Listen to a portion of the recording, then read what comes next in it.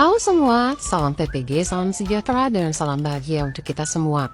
Kami dari kelompok 1 akan menjelaskan tentang aspek menjelaskan berdasarkan understanding by design atau backward design.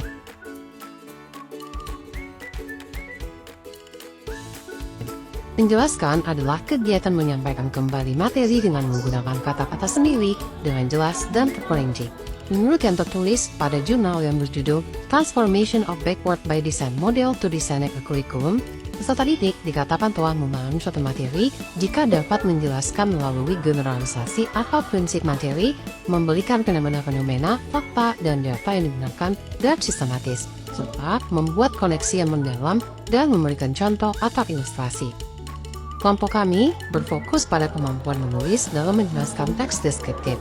Asesmen yang dapat digunakan untuk menilai apakah peserta didik mampu menjelaskan teks deskriptif dengan baik adalah menggunakan kemampuan berbahasa, yaitu menulis dan berbicara. Indikator asesmen kemampuan menjelaskan. Berikut adalah indikator asesmen untuk menilai kemampuan menjelaskan peserta didik dalam teks deskriptif.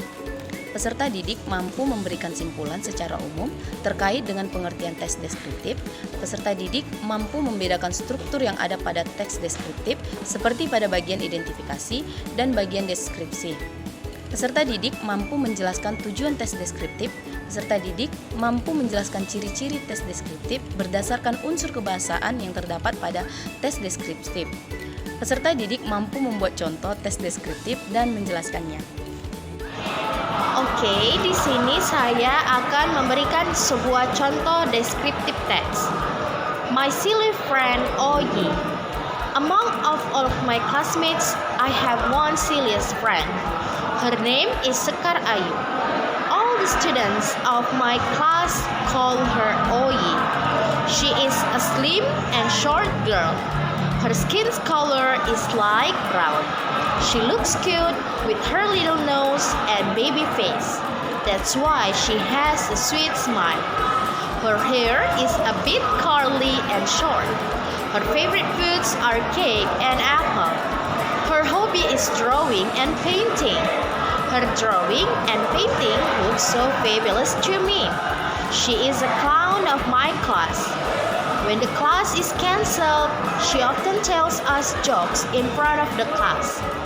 Her diction and silly act always make our class is full of laugh. She has a good self-confidence. That's why being a silly person and watched by all her friends is not a big deal. Besides that, she is also nice and friendly person. I feel so lucky to have a silly and funny best friend like her. Nah, itu dia untuk tes deskriptifnya. Nah, selanjutnya akan dijelaskan untuk rubrik penilaiannya. Berikut adalah rubrik penilaian kemampuan menjelaskan teks deskriptif. Aspek yang dinilai yaitu yang pertama akurat.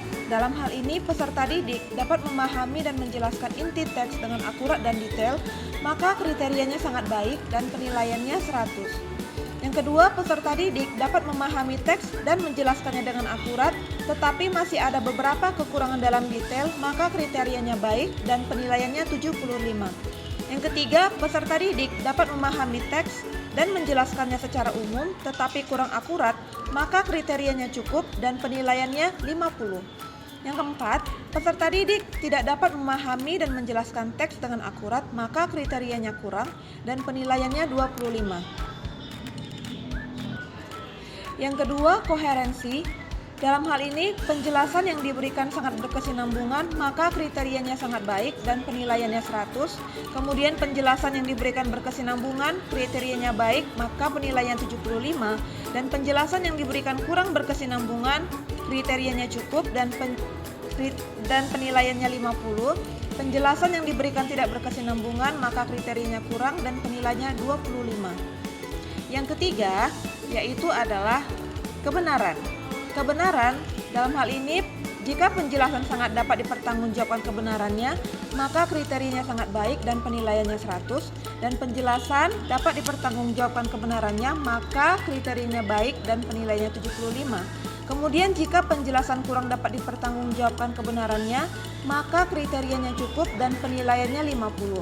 Kemudian yang terakhir, jika penjelasan tidak dapat dipertanggungjawabkan kebenarannya, maka kriterianya kurang dan penilaiannya 25. Yang keempat, mengenai prinsip sistematis.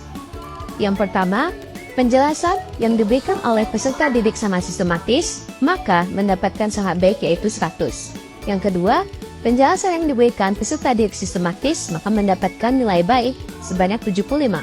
Yang ketiga, penjelasan yang diberikan sistematis, maka mendapatkan nilai cukup yaitu 50. Dan yang terakhir, penjelasan yang diberikan tidak sistematis, maka mendapatkan nilai kurang sebanyak 25.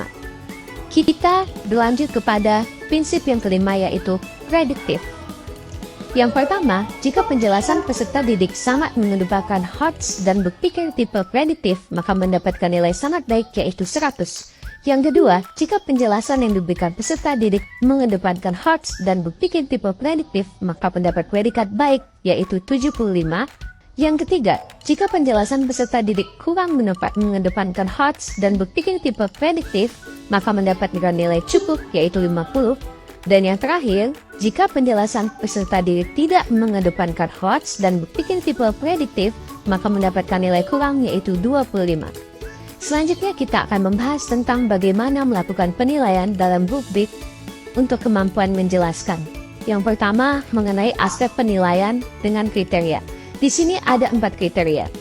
Jika kriteria yang sangat baik, maka nilai yang didapatkan 100. Yang kedua, jika kriteria baik, maka mendapatkan nilai 75. Yang ketiga, jika kriteria cukup, maka mendapatkan nilai 50. Dan yang terakhir, jika kriteria kurang, mendapatkan nilai 25.